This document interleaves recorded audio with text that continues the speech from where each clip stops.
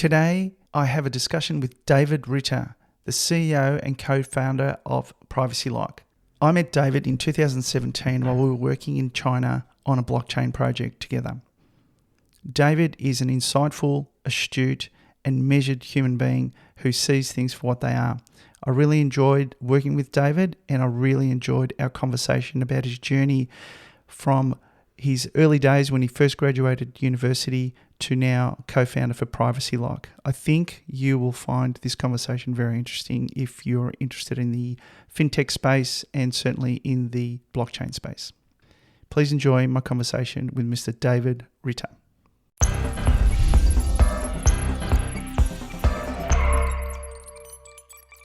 So why don't we kick it off? So David Ritter, introduce yourself. I've known you for a few years, and we've been out of touch for a while. So we'll do all the catch up. But just what's the meet and greet version of David Ritter these days? The meet and greet version of me. Peter, it's a pleasure to be here. Thank you for inviting me onto the podcast. I'm really excited about this. As you mentioned, you and I have known each other for many years. Last time we met, I was running a blockchain startup based in Shanghai. Of course, we were doing stuff all over the place, including in Australia. And since then, I moved back to the US and we exited that company and began a new company focused on data privacy and data protection. So I look forward to talking about that with you. And I know that you're very keen on the blockchain Web3 space. So you'll be happy to know that our new startup, it also includes blockchain technology and Web3 enabled approach to solving some of these issues. Okay, fantastic. All right, we'll dig into that. Can we go back a little bit? So one of the things that really endeared you to me was this deep appreciation of not only. You were the most polite individual I had dealt with in a long time. So power to you, buddy. But I found, so we were working in Shanghai. We met in Shanghai, and there was. So what led you to work in China in the first place as a Yankee Doodle dandy American or all American lad? Yeah. Okay. So you want to get deep into the history of just to provide some context and how I found this American guy wandering around the halls of these Shanghai offices. Well, I'll try to keep this as brief as I can, but basically I graduated from university in 2007, and that was when the recession began. So I was sort of faced with this choice to sort of, scrape my way through the recession as somebody who was just entering the workforce, or to try something different. And I had taken a couple years of Mandarin Chinese in school, and I thought, it would be interesting to go out to China, really learn the language. Sure. And then, hone that as a skill that I could use for business. And when I went out to China, of course, I don't know how many of your listeners know this, but during the recession in the West, most economies in the Western world were impacted heavily by the recession. China was booming, and there was tons of cash, and there was tons of job opportunities, and foreigners like myself from all over were able to get into China with relative ease. It's very different today, and to find good paying jobs. So for me, I came to China, I taught some English, I was learning the language, and then I sort of, just by chance, found an opportunity in the financial services sector. So I started working for an American company that had come to China in search of capital to build a project in the US, based in Florida. And this became kind of this boutique finance industry. Are we good? Yeah, no, we're good. Sorry, I just switched on the recording because I capture some stuff for social media. So just keep talking and I'll talk to you about it later. Oh, I got it. Well, so anyway, I kind of fell into this world of boutique finance. And what we were doing was, again, during the recession, there was such limited access to capital for project developers that the smart ones started to look abroad. Mm-hmm. And there was tons of cash in certain parts of the world, like Southeast Asia and maybe the Middle East and other places. So I was working in the Asian region, and these project developers would come, and they would hire me to help them raise funding, specific types of funding. And the one that we specialized in at the time was called the EB5, which was a boutique financial product that was like a fast track green card. Mm-hmm. And so this may sound somewhat familiar to you because Australia had a similar immigration investment program. New Zealand had one. The US, several European companies like Malta had a robust program. Yep. And it was ways where the government was incentivizing foreign capital to come into the US. And the hook was you get a fast track green card. Yep. So the government still processes the green card that you invest. Now, what it meant from a financial perspective was a really good hook for people to invest into the US during the recession. And we were mostly doing real estate. And Asian investors tended to like US dollar denominated real estate opportunities. So it was kind of a good mixture of opportunity, good timing with the recession, and there was tons of cash in China and other Asian countries at the time. And so this industry sort of exploded overnight, and I found myself right place, right time, worked for several companies along the way, and ultimately was hired by a Chinese private equity firm. And Chinese private equity was kind of maturing at the same time to continue doing this work, which is right before I met you. Mm. So I'm getting towards the original question here. But so for about 4 years, I worked for this Chinese private equity firm. We specialize in packaging immigration investment plus other sources of capital. So it became more sophisticated. Right. And we invested primarily in the US and Australia, in Melbourne in particular. God's own city. God's own city. That's right. Now, my portfolio was the U.S. portfolio, as you can tell from my accent. And so we did this until about 2018. But what happened was in 2016, the economies in Asia started to slow down. Right.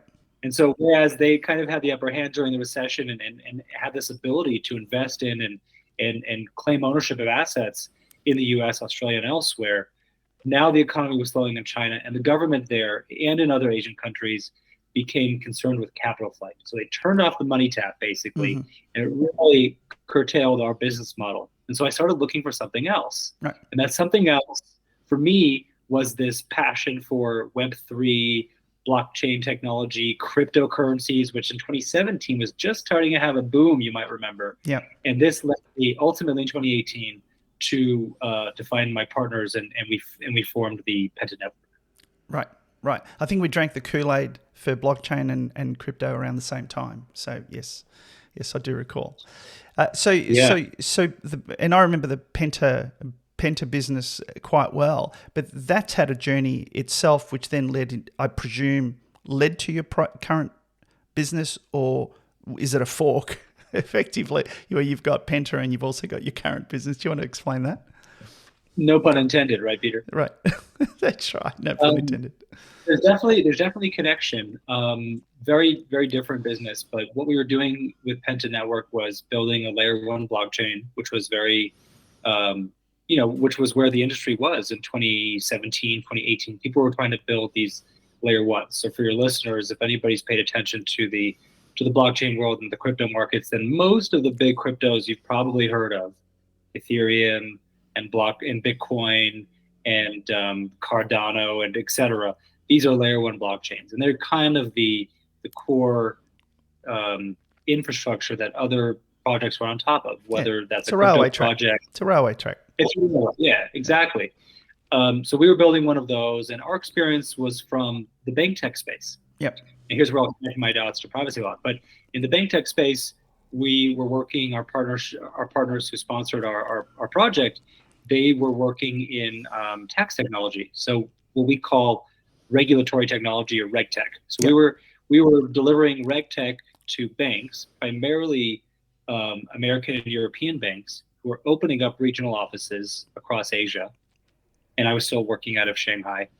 And we were selling them tax technology. And then my company with Penta Network, we were selling them Web3 enablement. So we're building a layer 1 blockchain, and that was our core product, but we were selling blockchain enablement to banks. So we built projects for Morgan Stanley and Standard Chartered Bank, and Bank of China, we had a pilot with them. So we did a lot of interesting things, and ultimately exited from that business, and then cast our eyes in a new direction, which is what ultimately became Privacy Lock.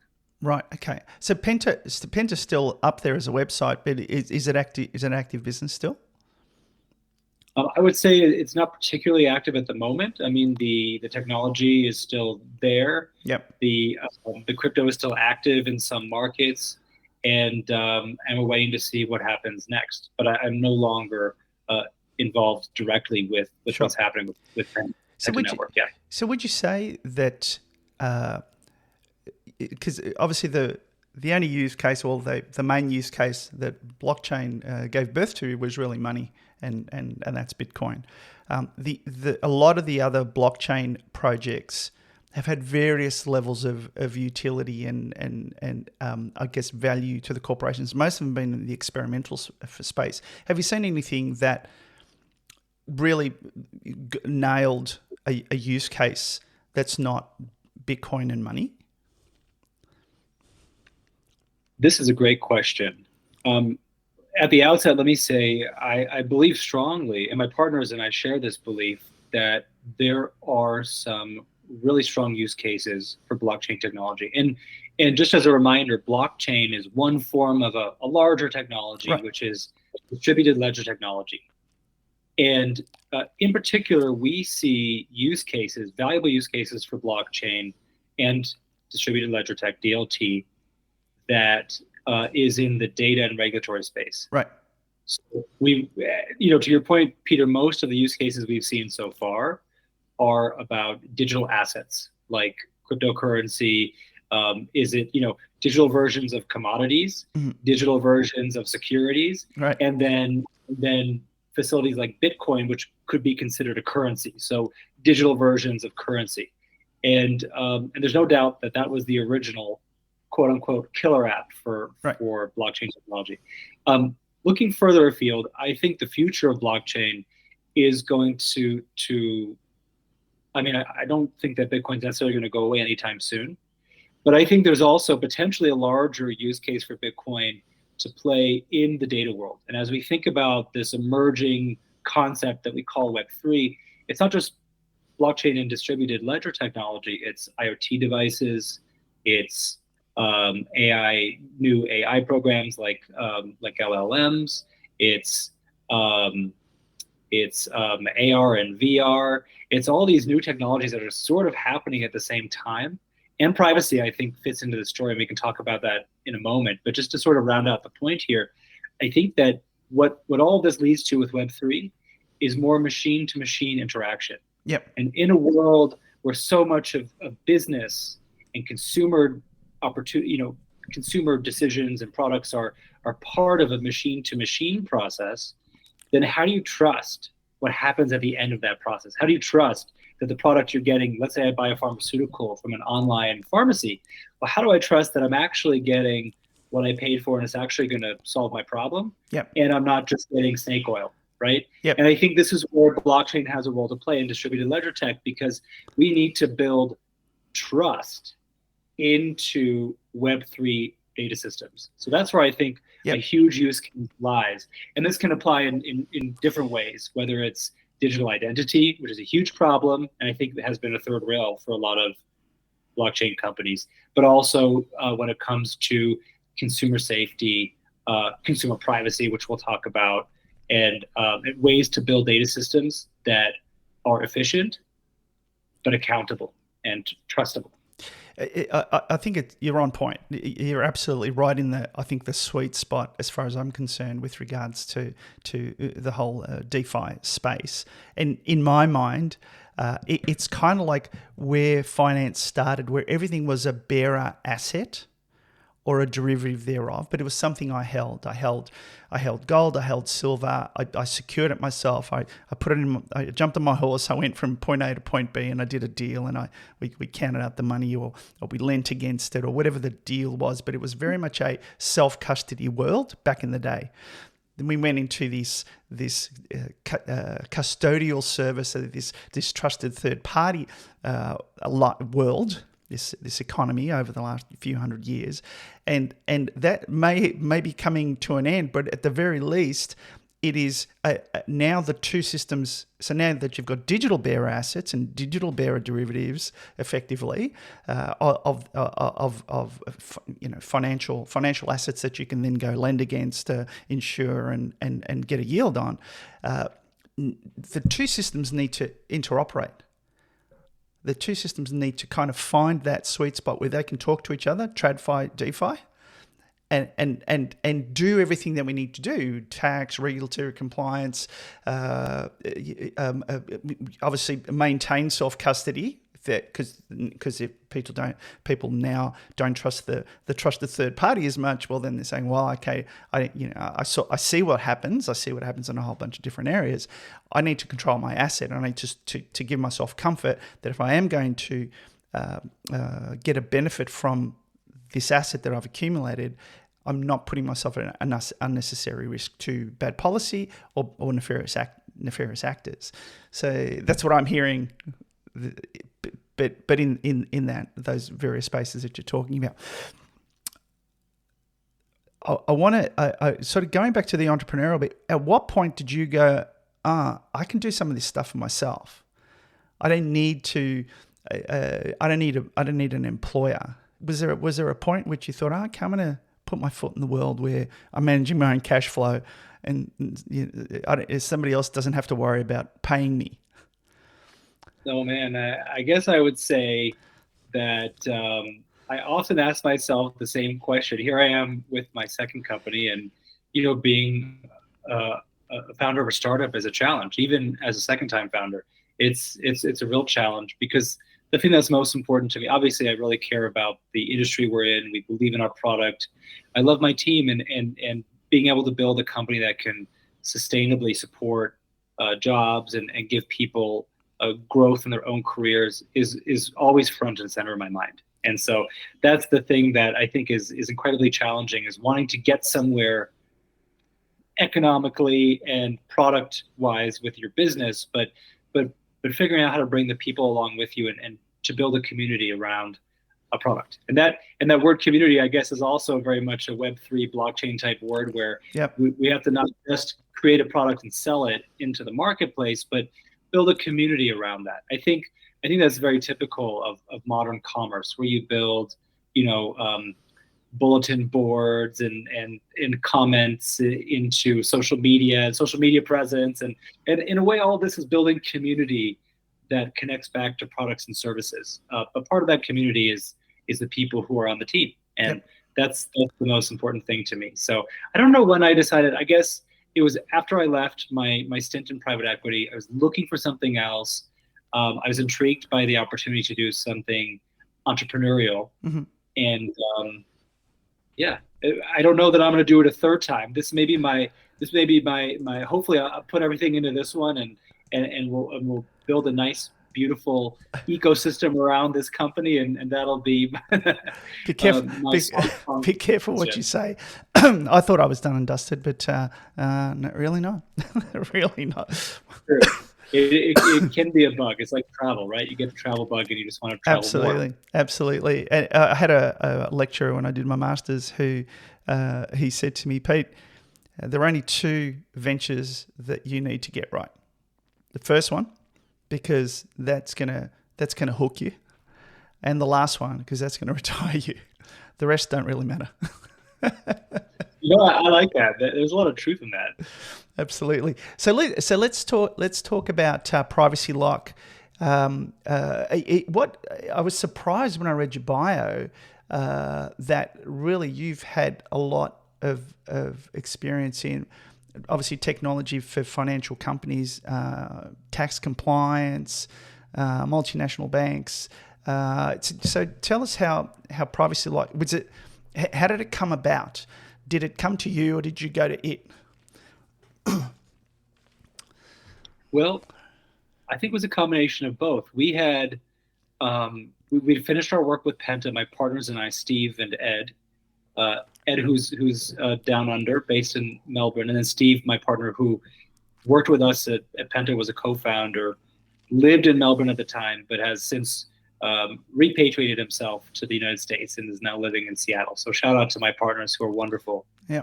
And we weren't done with distributed ledger technology. Yep. And I'm saying that instead of blockchain, because we have since experimented with a lot of different versions of distributed ledger tech.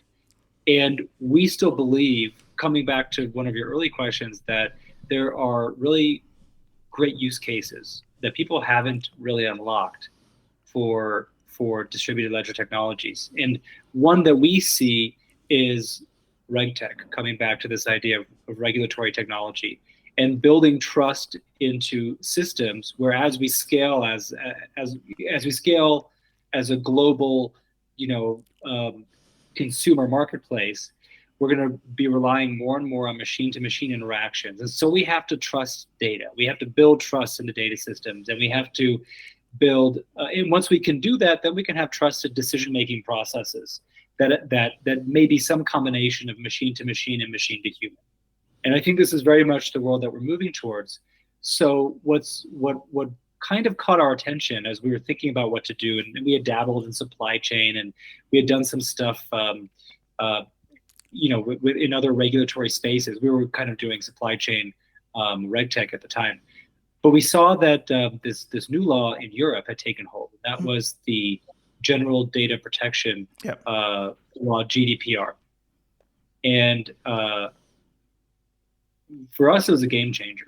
Can you explain it a bit? Because I know about GDPR. I don't know what the big deal is. So can you give us a quick explanation? GDPR is really a landmark piece of legislation. It's the General Data Protection Regulation, and it's a privacy law. Mm-hmm. What it really is a data regulation law is how I look at it. So when we use the word privacy, it has broad definition and broad context. So let me explain what that means. What GDPR does is it regulates the way that businesses are allowed to collect, process, share, and reuse data about its consumers. And very much as if I were to put it into Web3 language, I would say in the Web2 era, us as consumers, we were the product. Mm-hmm. You know, platforms monetized us by monetizing our data without our consent. Right. And GDPR is an answer to that. And in a Web3 way, it's about giving access and ownership of data back to the consumer who generated the data. And GDPR laid down some pretty strict requirements for what you're allowed to, in what cases you're allowed to collect without consent, mm-hmm. in which cases you must require consent from a consumer. Mm-hmm. And after the data has been collected, how do you manage it? Are you allowed to just keep the data? And what GDPR does is it actually gives, as I think of it, a bill of rights mm-hmm. to European consumers to go to businesses that have collected your data and say, I want you to delete my data, or I want you to tell me what data you've collected about me and give me access to my own data. What's called an access request. Okay. So GDPR lays out all these rules and requirements. And from a very high level perspective, what it does is it transforms the way that businesses are now able to collect, process, manage, and derive value from consumer data. Wow. So GDPR was this gold standard piece of legislation, and now we're seeing it spread worldwide. It wasn't the first piece, but for our intents and purposes, the most critical one. Canada has a national law. I know that Australia has a privacy law. I think that's been on the books from the 1980s. I'm not an expert. It was written with a quill. It was. I think it might not be fit for purpose now. But so I guess that you're kind of answering what I was going to say. So are the Americans, the Australians, the rest of us, we're following suit with something similar? Are we cut and pasting the GDPR laws and kind of making them our own, or is everyone kind of configuring it slightly differently? Look, from a legalese perspective, that's probably a question better answered by a lawyer. What I can say is, in many countries, like the laws we're seeing in the US, which right now are state by state, we don't have a national data privacy framework or regulation. But many countries do. Canada has one, Brazil has one, India just passed one in recent months, China has one. So most of the world is moving towards data privacy regulation. Oh, and here's a statistic I can share with you. I find this very interesting. Gartner has a statistic that as of the end of 2023, okay, so just a few months ago, more than 60%, I think the number that they use is 63% of the world's population now lives in a jurisdiction with a data privacy law like GDPR. Really? Maybe different from GDPR, but this style of privacy law. So I mean, what does that mean? I look at it and I see that the future of the internet and the future of data-driven business is data processing with privacy in place. Mm-hmm. You're not just going to be able to take your consumers' data and sell it anymore. Now you're going to have to follow these rules of the road. And as a result, I see transformation in the way that businesses build data-driven business models. The model isn't going to be anymore, my consumer's data is my product, unless the consumer opts into that monetization of their data. And that's a totally different concept of the business model. So when you, I mean, it's an extraordinary opportunity that you're capitalizing on. But when you sell this, David, you go to a corporation, you knock on the door and say, "We want to talk to you." I guess some people are coming to you through word of mouth, but who do you talk to? You don't talk to the IT manager, the privacy guy, the compliance gal.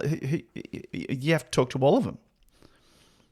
You do have to talk to all of them. And there's a good point in that, Peter, which is that privacy touches all aspects of a business because data touches all aspects of a business. And privacy, one way to think about privacy is businesses are going to be responsible for tracking all the data they collect about their consumers from start to finish across the data lifecycle. So in that data lifecycle somewhere is all of your different departments, all the different operational areas of a business. So it really has business-wide impact. Mm-hmm. And then to answer your question, we typically start by talking with a compliance department or a risk department, and then obviously the data department, because we approach this as a data management challenge. Yep. How do we solve these?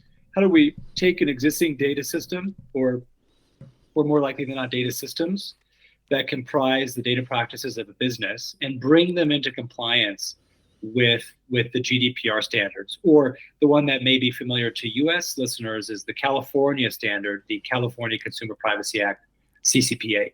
So our approach is to help businesses meet them where they are, take existing data systems, and then add in the privacy controls and tracking and so forth that you need to be able to report to regulators, to respond to consumer requests like the privacy requests we talked about before, and basically just stand up a privacy program. So how is that received by them? It doesn't sound like you talk about distributed ledger technology, blockchain, crypto. You go there, look, we provide a solution, and how we do it is kind of secret business for us.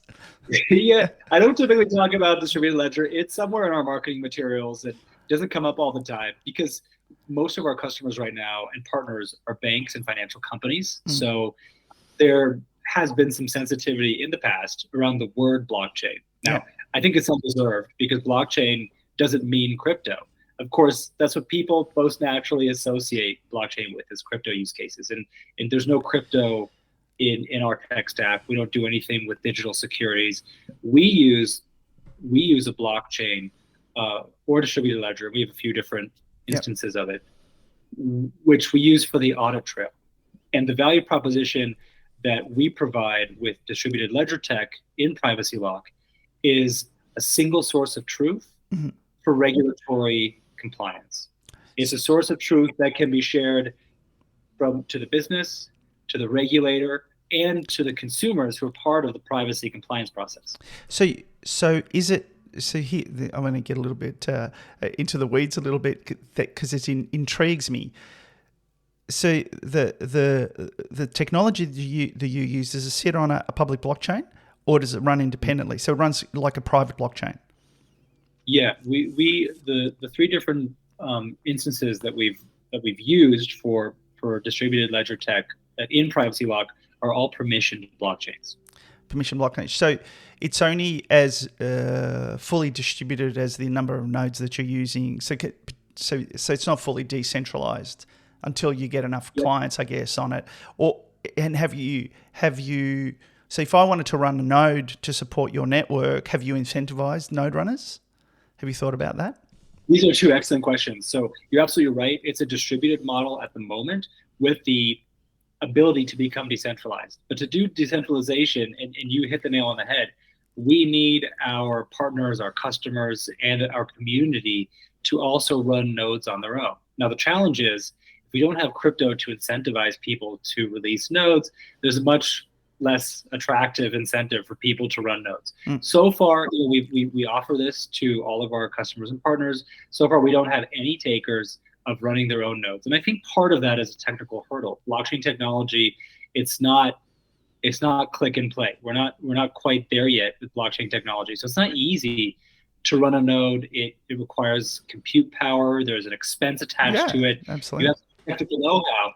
And in my experience, nobody's really solved this problem yet. I mean, you can go read everybody's website and they'll tell you they've solved interoperability. They've solved, you can spin up a node and like it's nobody's problem. I have yet to see either one of those come to fruition. This episode is sponsored by 3P Legal. I've been a customer of Peter North as my lawyer and now 3P Legal for over a decade. Peter and his team are friendly and approachable, which takes the stress out of having to navigate the complexities of legal business matters. Whether starting a business, buying or selling a business, handling contracts or estate planning, their personalised attention and quality of work is second to none. Find Peter and his team at www.3pcorp.com.au or email pnorth@3plegal.com.au if you need commercial or personal legal services, particularly if you're a startup. Do you have a self-managed superannuation fund that holds Bitcoin or other digital assets? Leveraging DAC's unique technology, DAC's digital attestation report simplifies your SMSF audit compliance, divorce, or other dispute resolutions. Recognised by Australian auditors and adhering to regulatory standards, their report extends beyond audits to offer decisive evidence in disputes. Prioritising your privacy and security, DAC simplifies digital asset management and provides peace of mind. Their advanced technology ensures a straightforward approach to complex issues from audit protection to legal dispute evidence. Enhance your digital asset management and dispute resolution with DAC's innovative solutions. If you are an SMSF trustee, accountant or auditor or have a dispute regarding digital assets like Bitcoin, contact DAX today at hello@dax.io. That's hello@DAC for Charlie, S for Sierra.io or call 1300 346 495 or go to their website dax.io. Yeah, agreed. Absolutely agreed. And this startup that I'm working on, I've got the same thing that I'm looking at. I haven't even thought that I've solved it. I know that I know what I want to do, but I just don't know how. Maybe a conversation for another time. Okay, so just to kind of like drive that point home, I come at this from an experience where, in our Penta days, we built and ran our own nodes, but of course we have run Ethereum nodes and experimented with running Bitcoin nodes, and we've done stuff with Polkadot and a bunch of chains. So we really did a whole deep dive into Solana. So we've done all kinds of things with all kinds of nodes, and I'm telling you, the technology is not easy. You have to have a lot of know-how and you have to have resources to run the nodes. But you also have to have an economic model that works. You have to have an incentive program that ties into how the tech works. So Schnerdberger can go, I'm going to grab a Raspberry Pi, I'm going to plug it into my network, I'm going to run the software, and because of the effort and the use of electricity and my providing another node on the network, I get X. It costs me Y, I get X. X is greater than Y, so therefore this is a good thing. You're right. And the economic incentive of cryptocurrency is, I think, what really made crypto become the first killer app, as we were saying before. But here's where I see a possibility for the use of blockchain in reg tech, in regulatory workflows. And this is speculative, so take it with a grain of salt. But I think that we can build better businesses and a better internet if there's more trust in data. So from the very highest level, what we're talking about here is not solving problems in the banking system and financial assets by disintermediating them, which we kind of mentioned before. Yep. We're talking about solving data trust problems. And coming back to my paradigm from earlier, when you have more machines talking to more machines, making decisions for consumers, that data trust is essential. And regulators and regulations come into the story. So I think there's a possibility where regulators and consumer advocacy groups and industry associations can be the ones that are incentivized to run nodes Right. themselves. Oh, interesting. Not because they're deriving necessarily financial benefit in the form of like a cryptocurrency. The stakeholders. But they're the stakeholders, and the Yep. incentive is to build trust. And Yep. what do industry associations and Right. the consumer advocacy groups sell? Really, they're selling trust, they're selling know-how, and they're selling best practices. Yep. So the best practice here is to have a single source of truth that everybody can rely on for trusted data. Yeah, right on. And that's, I think, the bit that the average Joe does not understand, that the distributed ledger technology can deliver you a single source of truth, where there is consensus across the network. I'm gesticulating now. My Greekness is coming out. Yeah, so that I find a lot of people don't understand what I mean when we ultimately it is about a single source of truth. That's why Bitcoin's so powerful, and because it's so completely decentralized now and hack proof. But you're right. Delivering a single source of truth allows you then to have trust in the system, and it's only the consensus protocols that allow you to do that, and the distributed ledger, as long as it's big enough. Could I play devil's advocate just for a moment, Peter? Go. I'll preface by saying I'm a big fan of the Bitcoin project, and I trade Bitcoin. But I would argue it's not as decentralized as we would like to think that it is. Yeah. And there's a number of reasons for that. With Bitcoin, for example, 51% of the network can determine the validity of a block and approve a block, essentially. And without getting too much into the weeds, there's more power concentrated in the hands of a smaller number of whales than we like to admit. Now, that being said, Bitcoin is the most decentralized platform probably so far of the blockchain era. And I only say this to highlight the fact that if we think about blockchains and distributed ledger technologies for data, when we're talking about data trust, it's essential that we don't give certain organizations or certain agencies undue power to control the narrative of what's the single source of truth there. So we really have to think about, how to build systems where everybody has accountability and visibility into data and decisions that are derived from that data in a way that is equitable and decentralized. So decentralization, in a way, I guess the point I'm driving at, it becomes extremely important, not just when we think about financial assets, right, but for data. Yep. There is an extraordinary, I won't call it a book, it's actually a thesis by a guy, Major Lowry from the US Space Command. He was on a podcast, What Bitcoin Did, that I listened to, and he blew my mind. But interestingly, the Bitcoin guys didn't get it, and he has an order of magnitude new perspective on the Bitcoin as a defense mechanism for national defense. I recommend you read it. It's called Soft War. I'm about 20% into it, and every time I read it, I sort of end up my jaw drops open, and how interesting his perspective is on a non-financial use case for distributed technology, specifically Bitcoin itself, because of particular attributes that it's got.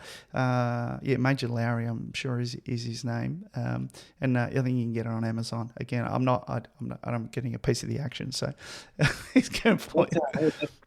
That sounds interesting, and I think, and I don't know if his argument is specific to Bitcoin, but I think tokenization of data, tokenization of information is an important contribution that distributed ledger technology has made to the Web3 movement, if you will. And I think we're going to see more use cases for tokenization, whether or not the tokenization is, cryptocurrency, or if it's just tokenizing information without the kind of element. I think that's a whole other podcast that I would love to do with you at some point if I can wrangle you. I think we should. From an entrepreneurial point of view, you're dealing with extraordinary complexity, and I guess values that you've got and a perspective that you've got, because you've got such a deep and broad understanding not only of finance, regulations, the economy, and the technology that underpins it in the DeFi world, and bringing that to market presents some serious challenges. So at the moment, it sounds like, excuse me. At the moment, it sounds like you're going to them really with solutions to things that are necessary because of regulation, and so it should be a no-brainer for them to understand that you can provide solutions. I'm imagining that your competitors who can't go to them with, say, Web 2 type solutions are coming in with possibly the same words. How do you differentiate your approach versus the sort of traditional approach to reg tech? Do you open your rope and go, oh, we're using DLT? You mentioned it somewhere deep in your collateral there, and does that make the difference, or is it your ability to articulate what the problems are and then provide them comfort to the solution, so before they get the checkbook out or the receiving invoice? I don't see it as a selling point, to be honest. So it is something that differentiates us from our competitors.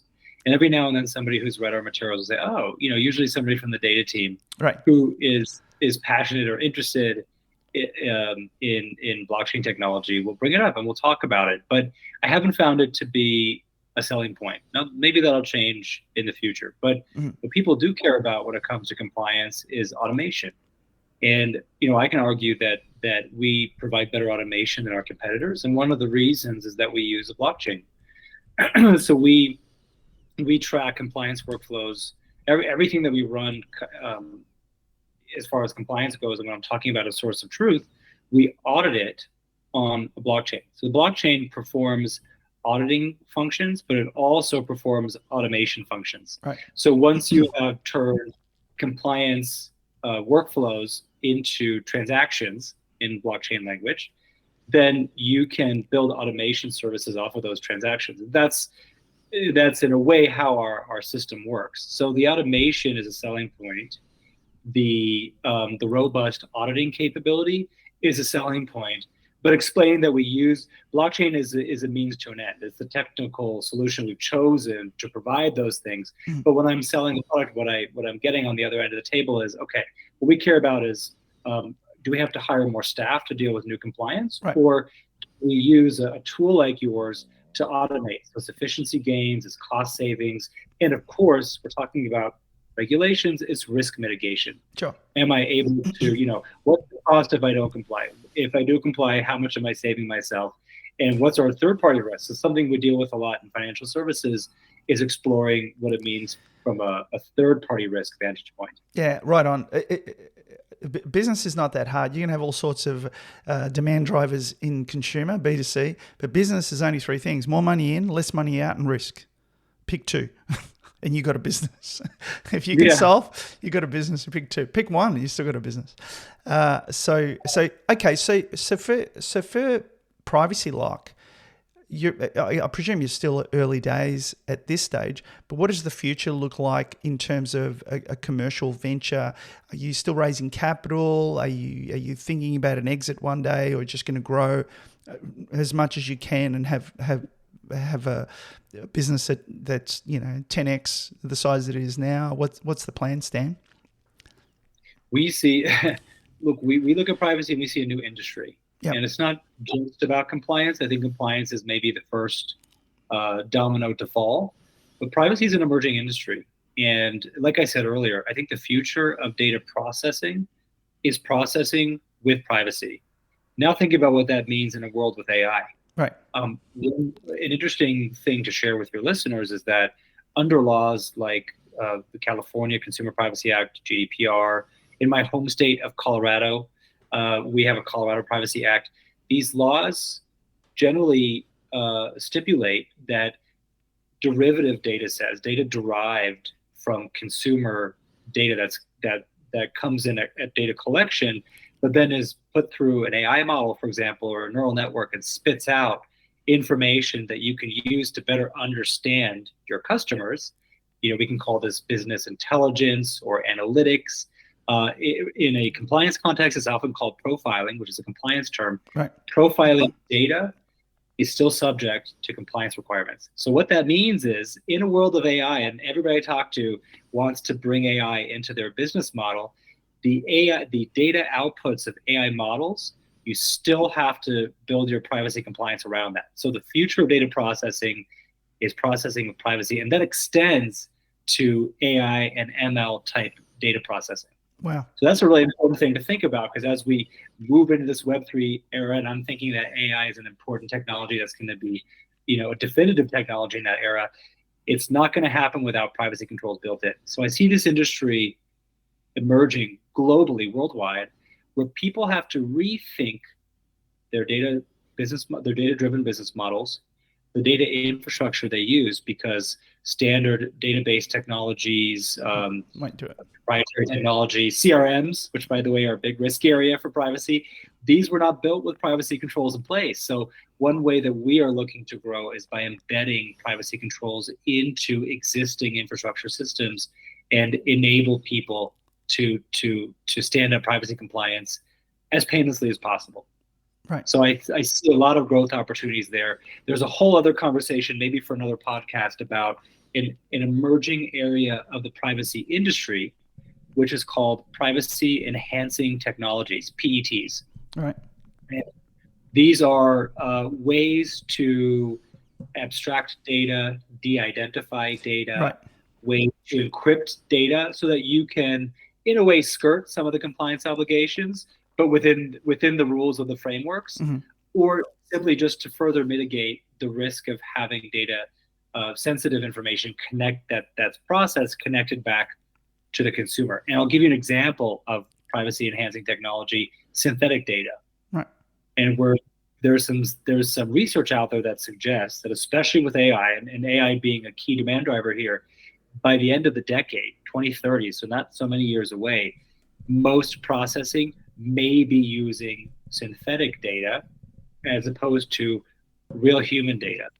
And whether or not that's true, I don't know. That's what the research suggests. How do you There's define questions. how do you define synthetic data? Sorry. Synthetic data could be data that is data sets that are created and modeled based on real or perceived data sets, Okay. but that aren't specifically connected to an individual consumer or specifically connected to data that's been collected.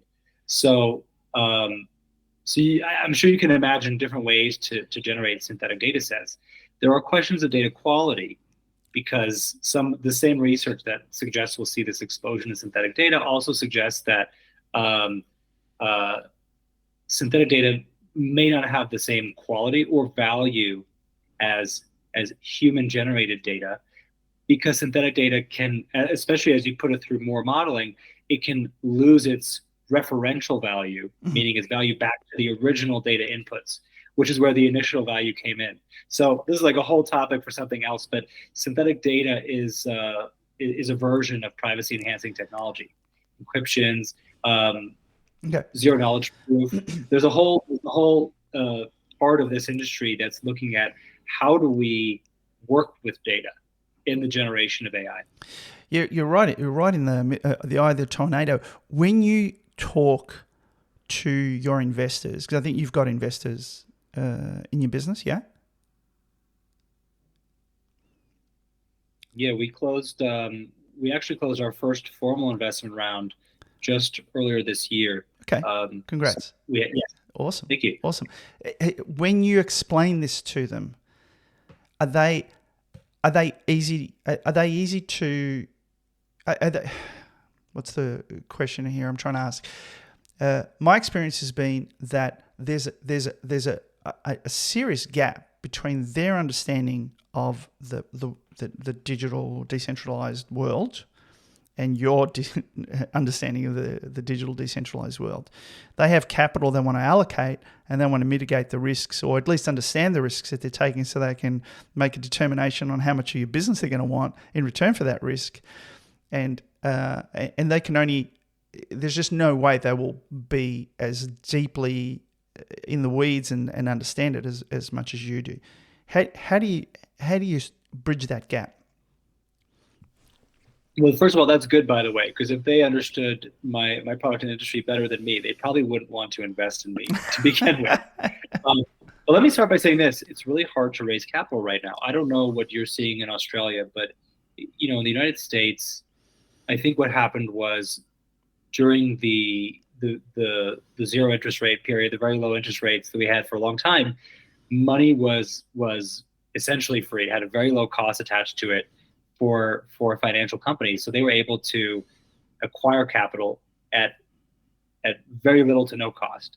And then they had to deploy the capital. So one of the places they deployed was into the startup space, and venture capital was just cutting checks left and right without too much concern for the valuations that they were agreeing to with these companies when they invested in them.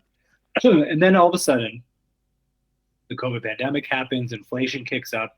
We're all seeing this to some degree in across the world, and the Silicon Valley Bank was the other shoe that fell. So we had in this country the failure of the Silicon Valley Bank, and Silicon Valley Bank was a huge bank for startups that were invested in putting their capital there. They worked with a lot of venture funds, and when Silicon Valley Bank went down, I think this combined with the higher rate environment that we see here in the U.S., it kind of just took the punch bowl away from the party in a way, and has sort of brought people back to fundamentals, as as sobering moments tend to do, and people realize that, oh well, these valuations aren't sustainable. They're way up in the clouds. They're not down to earth. Right.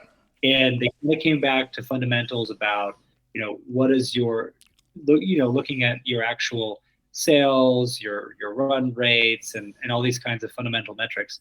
A lot of businesses that raised during that period, even if they've been doing well and successful, are now having to go through down rounds because it's just so hard to get access to capital, and people are much more aggressive on the investment side of the table about valuations. So this is what I see coming out of the Silicon Valley Bank failure and the increased, the higher rate environment that we live in. It's really changed the investment theses for venture groups, and maybe the sensibilities of angel investors too, who maybe aren't as freewheeling with their capital as they were in the zero rate environment. Yeah. So this has created a challenging environment to raise in. So, in our experience, and I've seen other companies are raising smaller rounds at lower valuations, and that's sort of where I see the market than right the now. previous one that they had gone to.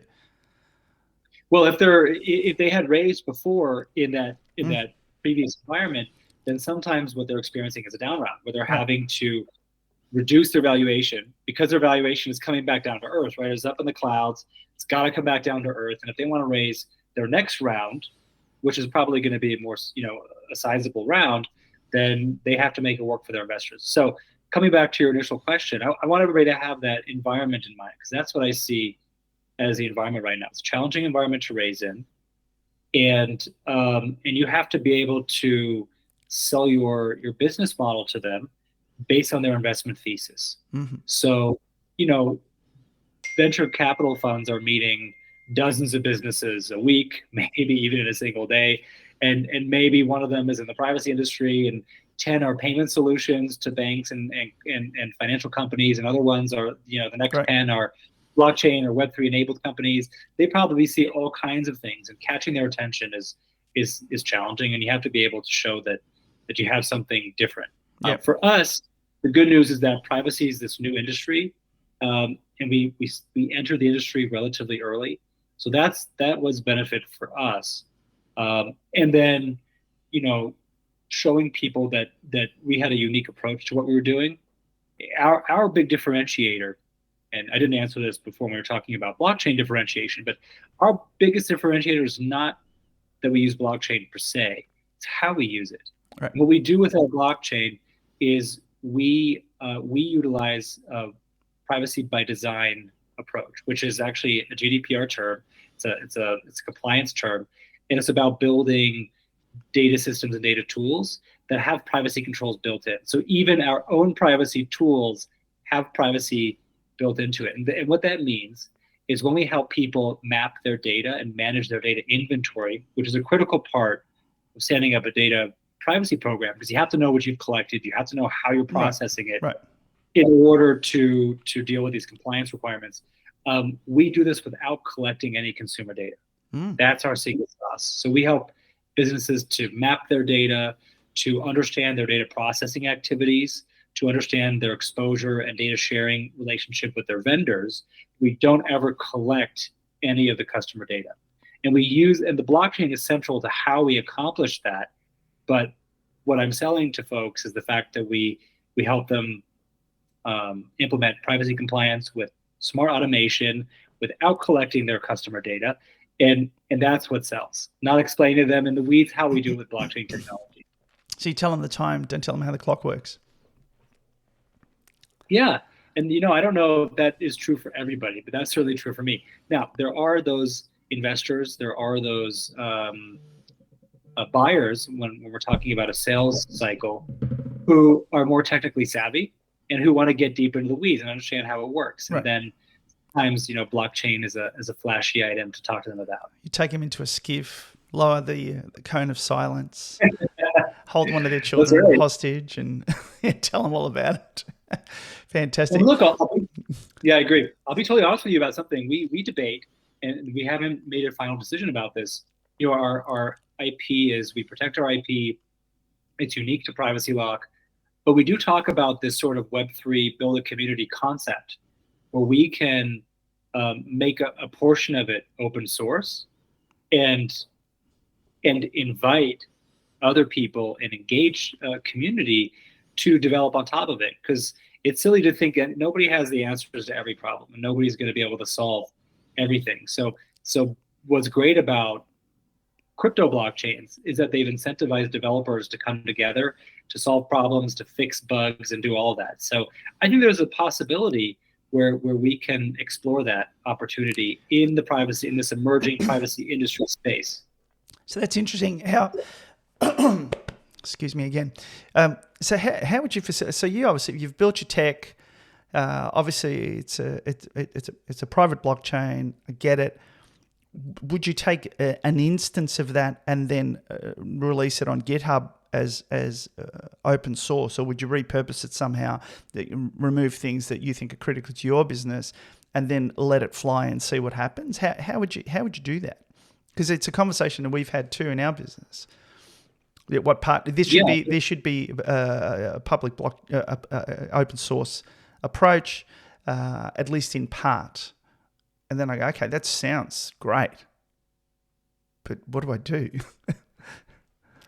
Yeah, and hopefully my investors aren't, freaking out right now and falling over their chairs, because obviously we have to protect the critical IP and maintain that as a business in order to grow and to demonstrate our value as a business. So I think what comes out of that is, obviously you can build APIs, you can build an API layer, you can build SDKs that doesn't give away the core innovation and the core technology, which for us is a combination of the audit engine, which has all of this automation built into it. And again, the blockchain is kind of the key technical piece that mediates a lot of that and executes a lot of that, technically speaking.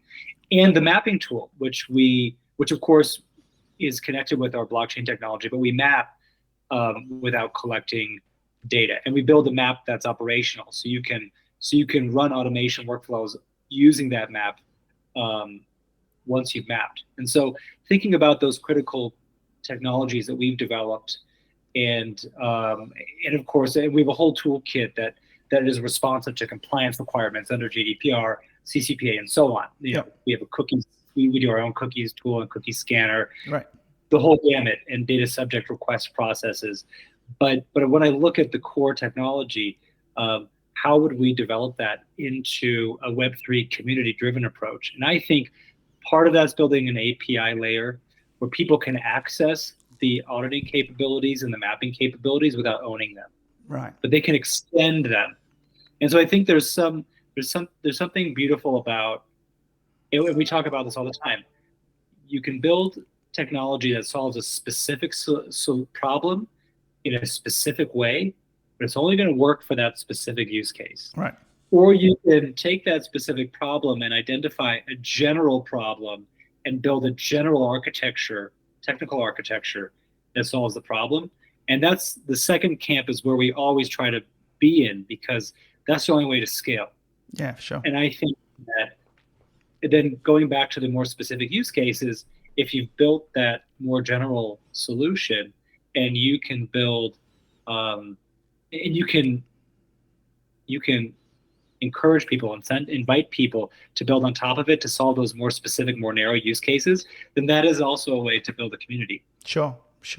You become an essential component potentially of your competitor's solution.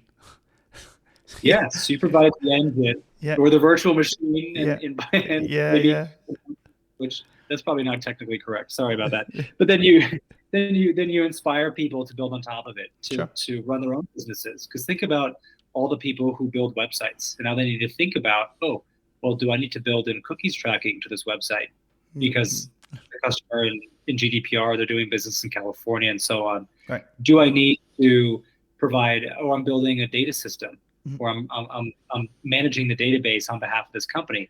Do I need to map this data, manage an inventory, and be able to respond to protected consumer privacy requests under these legal frameworks?